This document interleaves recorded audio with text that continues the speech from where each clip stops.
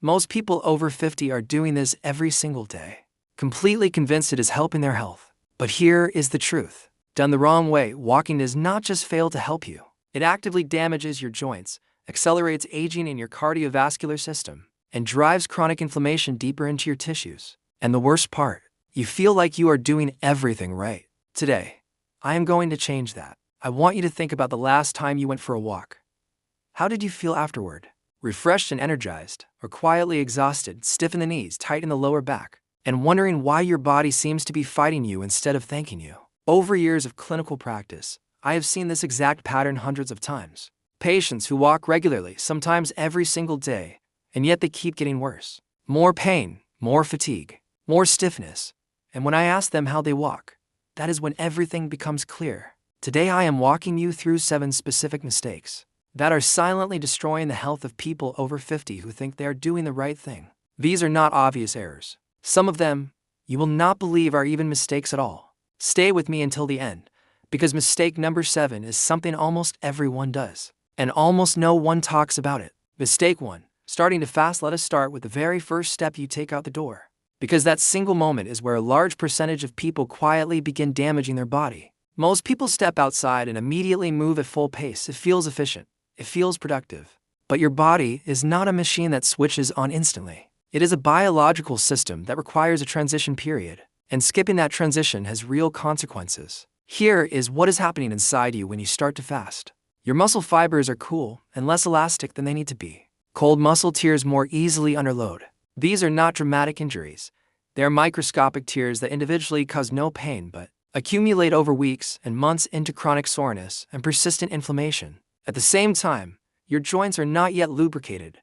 The synovial fluid inside your knee, hip, and ankle joints needs a few minutes of slow movement to spread evenly across the cartilage surfaces. Start fast, and your cartilage is grinding without its protective film. After 50, when cartilage is already thinner than it was at 35, that matters enormously. And your heart, sudden demands on the cardiovascular system cause sharp spikes in blood pressure. Research consistently shows that abrupt intensity increases stress the vessel walls in ways that gradual warm up completely avoids. The fix costs you nothing and takes no extra time. Spend the first 3 to 5 minutes of every walk moving at a deliberately slow pace, almost leisurely. Let your joints lubricate, let your muscles warm, let your heart find its rhythm. Then pick up the pace. That simple change alone can eliminate a surprising amount of the post-walk pain people mistakenly blame on age. Mistake 2. Wrong posture while walking. Here is something most people never think about. When they lace up their shoes and head outside, posture, not just standing posture, walking posture. And the difference it makes is not cosmetic, it is structural. Go outside and watch people walk. The majority of them are hunched forward, head tilted down, shoulders rolling inward, eyes aimed at the pavement. It looks relaxed, it feels natural, but mechanically, it is causing serious damage with every step. Here is the science behind it, and I want you to really hear this. The average adult head weighs around 11 pounds. When it sits directly over your spine, that is the load your neck muscles carry. But when your head shifts forward by just 1 to 2 inches, which is exactly what happens when you stare at the ground or hunch your shoulders, the effective load on your cervical spine multiplies to 4 or 5 times that weight. That means your neck and upper back are silently carrying 40 to 50 pounds of tension for the entire duration of your walk. Most people come home with a stiff neck and blame the weather or their age. The real cause is mechanical, and it is entirely fixable. But that is not the biggest problem. When your chest is compressed and your shoulders are rounded forward, your diaphragm cannot fully descend. Your lungs operate at reduced capacity. You breathe shallowly. Your muscles and brain receive less oxygen than they should. You finish a 30-minute walk feeling like you ran for an hour, and you conclude that your fitness is deteriorating. It is not. Your posture is simply stealing your oxygen. The correction is simple. Imagine a thread gently pulling upward from the crown of your head. Let your spine decompress. Shoulders back, not forced back, just release to where they naturally belong. Eyes forward on the horizon, chin parallel to the ground. In that position, your lungs open, your neck carries its proper load, and your entire biomechanical chain functions the way it was designed to. Now, before I continue, I want to ask you directly, when you walk, do you look at the ground in front of you, or do you keep your eyes on the horizon? Tell me in the comments. You might be surprised how many people share the same habit without realizing the effect it is having. Mistake 3. Wrong footwear. This is the mistake that surprises people most when I bring it up in practice. Because nobody thinks about their shoes. They think about their route, their pace, their distance. The shoes are an afterthought, and that is a serious problem. So things happen to your feet after 50 that make footwear critically important. First, the fat pads on the soles of your feet begin to thin. These pads exist as natural shock absorbers. They soften the impact of your heels striking the ground with every step for decades. Now that cushioning is diminished. Without adequate footwear to compensate, every ground impact travels straight up through your ankle, knee, hip, and lower back, like a small hammer striking your joints thousands of times per walk. Second, the arch of the foot can begin to collapse as the muscles and ligaments that support it weaken. With age, this shifts the load angle on your knee, alters the mechanics of your hip, and increases spinal compression. Good arch support can meaningfully slow this process. Poor footwear accelerates it. Here is something most people never consider. The cushioning inside a shoe deteriorates long before the outside looks worn. If you have been walking in the same athletic shoes for more than a year, the midsole, the layer that actually absorbs impact, has likely lost most of its effectiveness. The shoe looks fine, but functionally, you are walking on a thin, rigid surface. Replace your walking shoes approximately once a year if you walk regularly. Look for adequate heel and forefoot cushioning, proper arch support, and a flexible front sole that allows your foot to bend naturally at the ball with each stride. This is not optional comfort advice.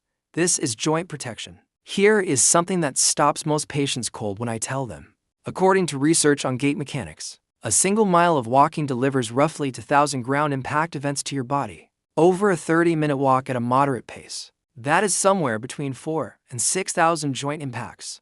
Now ask yourself, what is absorbing those impacts right now? Mistake 4, walking infrequently, but for long distances this pattern is incredibly common and almost universally misunderstood. The person who is too busy during the week, so they take one long compensatory walk on Sunday, an hour, sometimes more. They feel virtuous afterward. They feel like they have met their health requirement for the week. Physiologically, this approach provides almost none of the benefits people believe it does. Your body responds to repetition, not to volume. Every time you walk, your cardiovascular system receives a signal. Physical activity is the norm here. In response, over time, your heart becomes more efficient, your blood vessels adapt, your metabolism remains elevated.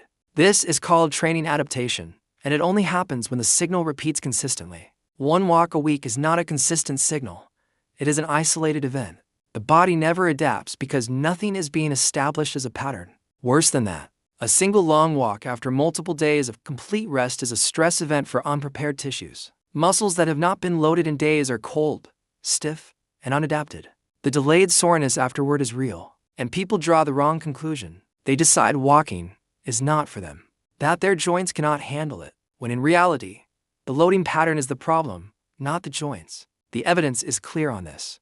20 to 30 minutes of walking on most days of the week is the minimum effective dose for cardiovascular benefit. That is the regimen that meaningfully reduces your risk of heart disease, stroke, and type 2 diabetes.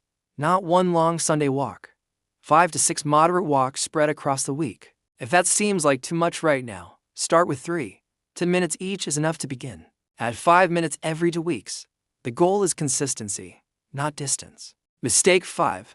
Arms locked at your sides. Most people think walking is entirely about the legs. It is not, and the way you use your arms, or fail to use them, has a direct impact on how much benefit you extract from every walk. Walking is a full-body cross-coordination movement. When your left leg moves forward, your right arm naturally swings forward in opposition. This pattern is hardwired into your nervous system.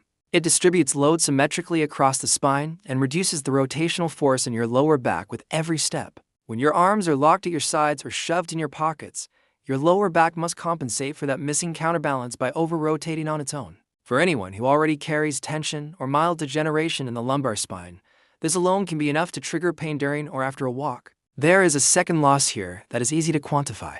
Proper arm swing actively recruits the muscles of your shoulders, chest, and upper back. More active muscle mass means higher caloric output, improved circulation, and a stronger metabolic effect from the exact same distance. You get more from your walk simply by allowing your arms to participate. After 50, there is a third reason this matters. Coordination gradually declines with age. A steady, rhythmic arm swing trains that coordination system with every walk and reduces the subtle balance errors that increase fall risk over time. You do not need the exaggerated pumping motion of a competitive race walker. Simply bend your elbows to roughly 90 degrees, relax your shoulders, and allow your arms to swing naturally forward and back in rhythm with your stride. Remove them from your pockets. After 2 or 3 walks, the rhythm becomes automatic. But this next mistake is one almost nobody considers a health issue at all. In fact, most people doing it right now genuinely believe it makes their walk more productive. Mistake 6. Walking with your phone in your hand 20 years ago. This mistake did not exist. Today, it is one of the most widespread things I observe, and one of the most consequential for people over 50 specifically. People walk and scroll. They read messages, check social media, watch short videos, and they believe they are being efficient, combining exercise with staying connected. From a medical standpoint, what they are actually doing is compounding every postural mistake we have already discussed while simultaneously removing one of the most important benefits walking provides. Start with the neck. When your eyes drop to a screen, your head angles downward. We already established what happens mechanically. The load on your cervical spine multiplies. Your shoulders round forward. Your chest closes.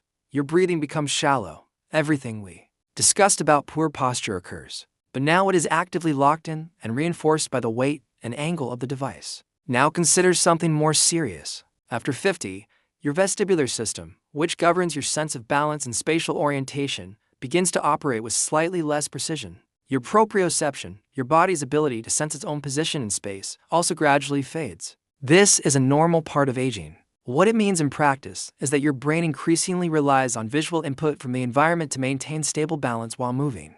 When your eyes are on a screen instead of the path ahead, your brain is deprived of its primary source of spatial information. Uneven pavement, a curb, a wet surface, a single step down. You simply do not see them. And a fall after 50 is not a minor inconvenience. It frequently means a fractured wrist, fractured ribs, or hip fracture. A hip fracture in someone over 60 carries a serious risk of extended immobilization, surgical intervention, and a recovery that can permanently alter quality of life. The prevention is as simple as it gets. Phone goes in your pocket for the duration of the walk. If you want audio, use earbuds. Keep the screen out of your hands entirely. Let your eyes work for your brain while your legs work for your heart. Here is something research in neuroscience has confirmed that most people find genuinely surprising. Walking while paying conscious attention to your surroundings, your balance, your breathing, the ground beneath your feet, actively trains the hippocampus, the region of the brain most involved in memory and spatial reasoning. Walking with a screen eliminates that benefit entirely. Your legs are moving, but your brain is sitting still. Mistake 7. Ignoring recovery after walking. Nobody talks about this. Not in clinics, not in general health advice. Not in the conversations people have about their fitness routines. The assumption is that walking is such a gentle activity, that no recovery is needed. That assumption quietly costs people a great deal. Let us start with hydration.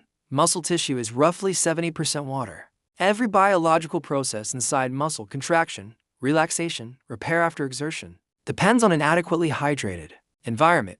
Even mild dehydration, as little as 1 to 2% fluid loss, measurably reduces muscle elasticity, slows recovery, and significantly increases cramping risk. After a walk, drink a glass of water, not a sports drink. Water. That single habit prevents an enormous amount of the post-walk discomfort people dismiss as normal aging. Now about stretching. During walking, your muscles operate in a repetitive shortening pattern. They contract, contract, contract. Afterward, they remain in a slightly shortened state.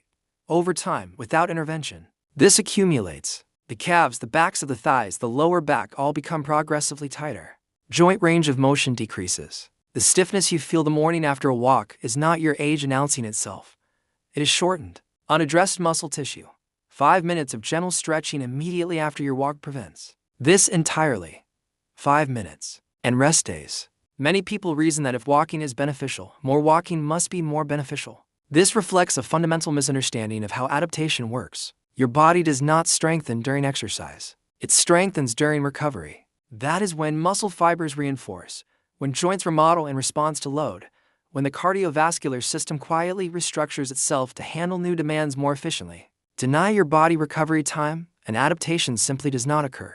You accumulate fatigue without building capacity. 1 to 2 rest days per week is not laziness. It is the correct protocol. Think of your walking routine not as an isolated exercise session, but as a complete system. Movement, hydration, stretching, rest. Only as a complete system does it produce the long-term results your body is capable of. So here is what I want you to do after watching this. Slow your start, correct your posture, Check your shoes, walk more frequently for shorter durations, use your arms, put the phone away, and take 5 minutes to stretch and hydrate when you finish. 7 small adjustments. 7 small adjustments genuinely transform positive results over time. Which of these 7 mistakes surprised you the most? Tell me in the comments. And tell me where in the world you are watching from. I read every single response. If this video gave you something real to take away, press the like button right now and subscribe for more evidence-based health content. Do not ignore this if you care about where your body is headed in the next 10 years. Next, watch the video where I reveal exactly what happens inside your body if you eat 4 eggs every day. The findings might completely change how you think about your breakfast. And one last question to leave you with. If walking done correctly is this powerful, what else are we doing every day that we believe is healthy, but might actually be working against us?